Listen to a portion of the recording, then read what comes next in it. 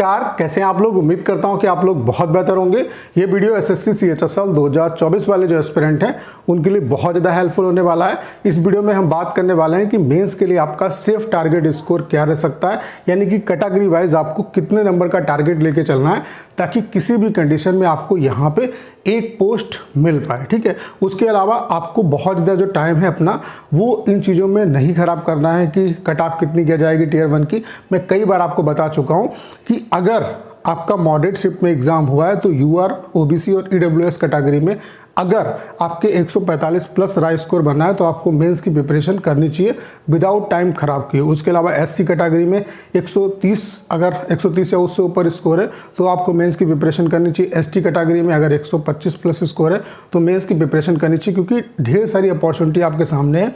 अभी सीजीएल का प्री देना है, उसके अलावा ये दोनों मेंस आपको देने। ठीक है, उसके अलावा यहाँ पे हम इस पॉइंट पे भी बात करेंगे कि आपका कैटेगरी वाइज कितनी रैंक तक सिलेक्शन हो पाएगा। उसके अलावा इस वीडियो से आपको ये भी आइडिया लगेगा कि आपको कितने का, जब आप मॉक टेस्ट दे रहे हो तो कितने नंबर का आपको टारगेट जो है वो लेके चलना है, क्योंकि इससे कम पे आपका सिलेक्शन नहीं हो पाएगा। तो अगर उतने आपके नंबर नहीं आ रहे हैं तो देखिए कहाँ पे कमियाँ हो रही हैं और उनको फिर रिजॉल्व करने का आपको प्रयास भी करना है। तो इस वीडियो से आपको एक क्लियर कट आइडिया मिलने वाला है। तो चलिए स्टार्ट करते हैं।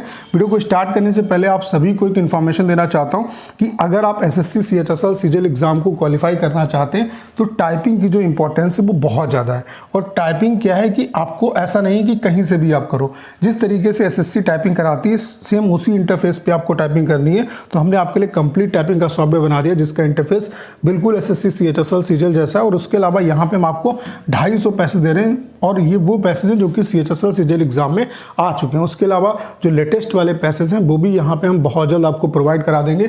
एक दिन का जो डेमो है वो आपका बिल्कुल फ्री है। तो मैं आप सभी से जरूर कहूँगा एक बार डेमो जोड़ दीजिएगा। डेमो का लिंक डिस्क्रिप्शन और कमेंट बॉक्स में पिन किया हुआ है, वहाँ से आप डेमो दे सकते हैं। और अगर आप डेमो से सेटिस्फाई होते हैं तो अपना जो बेस्ट प्लान है वो परचेज कर सकते हैं। तो चलिए स्टार्ट करते हैं। सबसे पहले बात कर लेते हैं कि सीएचएसएल 2022 में कितने मतलब मिनिमम जो सिलेक्शन हुआ वो कितने नंबर पे हुआ, यूआर कैटेगरी में कितनी रैंक पे सिलेक्शन हुआ, ओवरऑल कितनी रैंक पे सिलेक्शन हुआ, कैटेगरी वाइज कितनी रैंक पे सिलेक्शन हुआ। तो यहाँ से 2022 और 2023 का जो डाटा है इससे आपको क्लियर कट आइडिया मिल जाएगा कि कितना आपके लिए सेफ टारगेट स्कोर रह सकता है। ठीक है, तो अगर हम 2022 की बात करें तो 2022 में जो फाइनल आपका रिजल्ट आया था वो 3237 वैकेंसी पे आया था, यानी कि 3237 वैकेंसी थी। इस बार आपके लिए अच्छी अपॉर्चुनिटी है कि 3712 वैकेंसी हैं, तो 2022 से ज़्यादा ही वैकेंसी हैं। तो आप ये मान के चलो कि अगर पेपर का लेवल जो है वो जैसा जिस तरीके से पेपर का लेवल 2022 और 2023 में रहा है, अगर वैसा ही पेपर का लेवल आता है तो आप ये मान के चलो कि इतने नंबर पे आपका सिलेक्शन हो जाएगा। बाकी टारगेट जो स्कोर है वो आपको ज़्यादा ही लेके चलना है, क्योंकि आपको ऐसा है नहीं कि कोई भी पोस्ट पानी है। अगर आपको ड्रीम पोस्ट अपनी पानी है तो उसके लिए आपको नंबर भी अच्छे लाने होंगे। तो सारा डाटा जो है, सारा आइडिया भी जो है आपको मिल जाएगा। उसके अलावा रैंक वाइज कितने पे आपको टारगेट करना है, ये सबका आइडिया आपको मिलेगा इस वीडियो में। तो अगर हम बात करें यूआर कैटेगरी की तो यूआर कैटेगरी की 1408 वैकेंसी थी। ठीक है, और यहाँ पे जो मिनिमम सिलेक्शन हुआ था यूआर कैटेगरी का वो 280 नंबर पे हुआ था। ओबीसी की अगर हम बात करें तो 769 वैकेंसी थी और मिनिमम जो सिलेक्शन हुआ था वो 278 नंबर पे हुआ था। ईडब्ल्यूएस की 344 वैकेंसी थी और मिनिमम जो सिलेक्शन हुआ था वो 278 नंबर पे हुआ था। एससी की 482 वैकेंसी थी और मिनिमम जो सिलेक्शन हुआ था वो 258 नंबर पे हुआ था। एसटी की 234 वैकेंसी थी और मिनिमम जो सिलेक्शन हुआ था वो 240 नंबर पे हुआ था। अगर हम ओवरऑल रैंक की बात करें तो यहाँ पे आप देख सकते हैं कि यूआर की 1408 वैकेंसी थी और ओवरऑल यूआर कैटेगरी का 1968 रैंक तक लास्ट सिलेक्शन हुआ था। अगर हम कैटेगरी वाइज बात करें तो अपनी कैटेगरी में 840 रैंक तक यूआर का सिलेक्शन हुआ था। अब ऐसा क्यों हुआ कि वैकेंसी तो यूआर की 1408 है लेकिन 840 रैंक तक सिलेक्शन हो रहा है। इसका रीजन क्या है कि यूआर की वैकेंसी जो अदर कैटेगरी वाले बच्चे हैं वो भी ले जाते हैं, ईडब्ल्यूएस वाले भी ले जाते हैं, ओबीसी वाले ले जाते हैं। बाकी जो कैटेगरी की वैकेंसी वो अपनी ही कैटेगरी में फाइट करते हैं। इसलिए आप देखेंगे कि यूआर की वैकेंसी की कंपेरिजन में यूआर की अपनी कैटेगरी में कम रैंक पे सिलेक्शन हो रहा है। बाकी जिस भी कैटेगरी में आप जाओगे जितनी वैकेंसी उससे ज़्यादा रैंक पे सिलेक्शन हो रहा है अपनी कैटेगरी में। बाकी ओवरऑल अगर रैंक देखोगे तो यूआर से ज़्यादा ही रैंक पे सिलेक्शन हो रहा है। आप ये बातें समझ गए होंगे। जैसे कि यहाँ पे ओबीसी में आप देख सकते हो 769 वैकेंसी थी और अपनी कैटेगरी में 1139 रैंक पे सिलेक्शन हुआ है लास्ट, और ओवरऑल 2224 रैंक तक सिलेक्शन हुआ है। ठीक है, ईडब्ल्यूएस कैटेगरी में 344 वैकेंसी है, 536 रैंक तक अपनी कैटेगरी में सिलेक्शन हुआ है और 2240 ओवरऑल 2240 रैंक तक लास्ट सिलेक्शन हुआ है। ऐसे ही यहाँ पे एससी कैटेगरी में 422 वैकेंसी है और रैंक आप देख सकते हैं कि बढ़ता जा रहा है, जबकि वैकेंसी इसकी कंपेयर में कम ही है। तो अदर जो कैटेगरी है उनमें क्या है कि आपका रैंक यूआर की कंपेयर में ज़्यादा भी हो तो कोई दिक्कत नहीं है। बाकी यूआर कैटेगरी का जो रैंक है वो अपनी कैटेगरी से, अगर आपको अपनी कैटेगरी में रैंक देखना है तो वैकेंसी की कंपैरिजन में और भी कम होता है। तो यहाँ से चीज़ें आपको समझ में आ गई होंगी। तो यहाँ पे जो मिनिमम सिलेक्शन हुआ था वो इतने इतने नंबर पे हुआ था। तो यहाँ से ये भी चीज़ आप देख सकते हो कि यूआर, ओबीसी और ईडब्ल्यूएस की जो कट ऑफ है उसमें बहुत ज़्यादा यहाँ पे डिफरेंस नहीं है। अगर हम 2023 की बात करें तो 2023 में जो वैकेंसी थी, फाइनल वैकेंसी जिन पे आपका रिजल्ट आया था वो 1211 वैकेंसी थी। और अगर हम सिलेक्शन की बात करें तो यूआर कैटेगरी की यहाँ पे 578 वैकेंसी थी, ओबीसी की 248 वैकेंसी थी, ईडब्ल्यूएस की 96 वैकेंसी थी, एससी की 182 वैकेंसी थी, एसटी की 107 वैकेंसी थी। मिनिमम अगर कट ऑफ की बात करें तो यूआर की कट ऑफ 293 गई थी, यानी कि मिनिमम सिलेक्शन 293 पे हुआ था। बाकी आपको पता है कि यहाँ पे ढेर सारे डिपार्टमेंट होते हैं, ढेर सारी मिनिस्ट्री होती है, अच्छी अच्छी जो मिनिस्ट्री है उनकी कट ऑफ और भी हाई जाती है। तो अगर आपको अच्छा डिपार्टमेंट, अपनी मनपसंद का डिपार्टमेंट चाहिए तो उसके लिए आपको अच्छे नंबर लाने पड़ेंगे। ये मिनिमम सिलेक्शन हुआ है इतने नंबर पे। ऐसे ही ओबीसी में 292 नंबर पे सिलेक्शन हुआ है। ईडब्ल्यूएस में आप देख सकते हैं वैकेंसी काफ़ी कम थी, इस वजह से कट ऑफ जो है वो यूआर के बराबर चली गई 293। ऐसे ही एससी कैटेगरी की 280 नंबर पे लास्ट सिलेक्शन हुआ, एसटी कैटेगरी में 268 नंबर पे लास्ट सिलेक्शन हुआ। अब बात कर लेते हैं कैटेगरी वाइज जो है आपके लिए सेफ टारगेट स्कोर क्या रह सकता है 2024 के लिए। ठीक है, आपको पता है कि यहाँ पे जो वैकेंसी है वो 3712 है।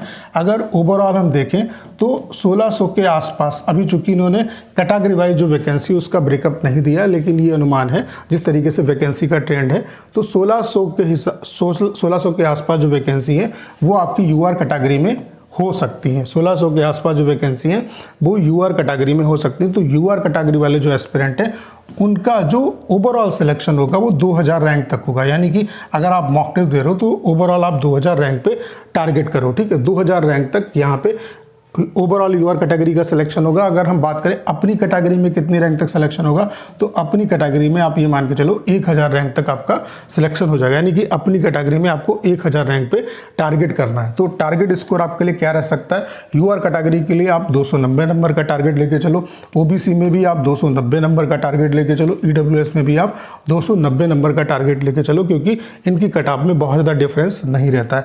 एससी कैटेगरी वाले जो बच्चे हैं वो 275 नंबर का टारगेट लेके चले, एसटी कैटेगरी वाले जो बच्चे हैं वो 265 नंबर का टारगेट लेके चले।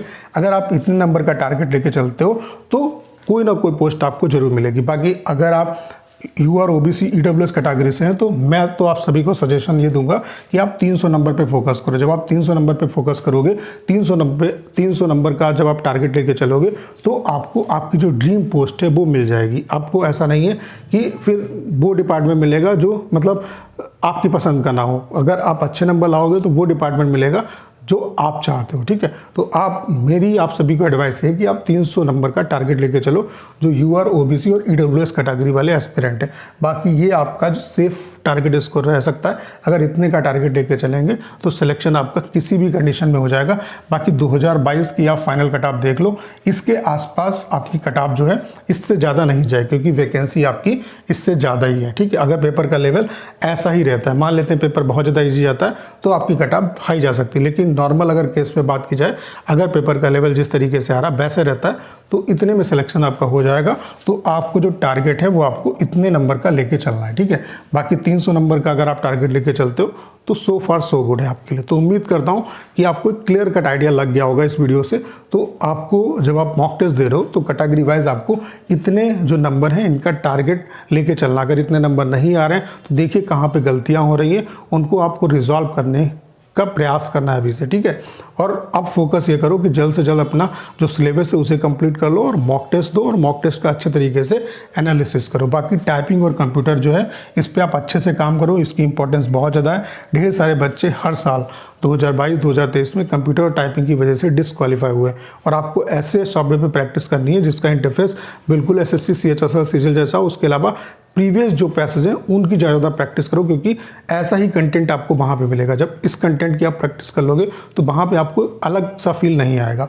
यहाँ पे जो हमने सॉफ्टवेयर आपके लिए बनाया इसका इंटरफेस बिल्कुल एसएससी CHSL सिजिल जैसा है। उसके अलावा 250 पैसेज आपको दे रहे हैं जो कि लास्ट CHSL सिजिल एग्जाम में आए हैं आपके। उसके अलावा जो लेटेस्ट वाले पैसेज हैं वो भी हम बहुत जल्द अपडेट कर देंगे।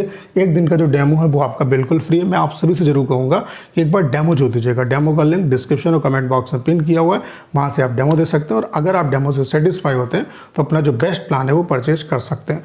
उम्मीद करता हूँ सारी जानकारी आप बहुत अच्छे तरीके से समझ पाए होंगे। करना क्या है, इस वीडियो को शेयर करना है। उसके अलावा अगर आप चैनल पर नए हैं और आपने अभी तक इसे सब्सक्राइब नहीं किया है तो प्लीज़ चैनल को सब्सक्राइब करना मत भूलिएगा।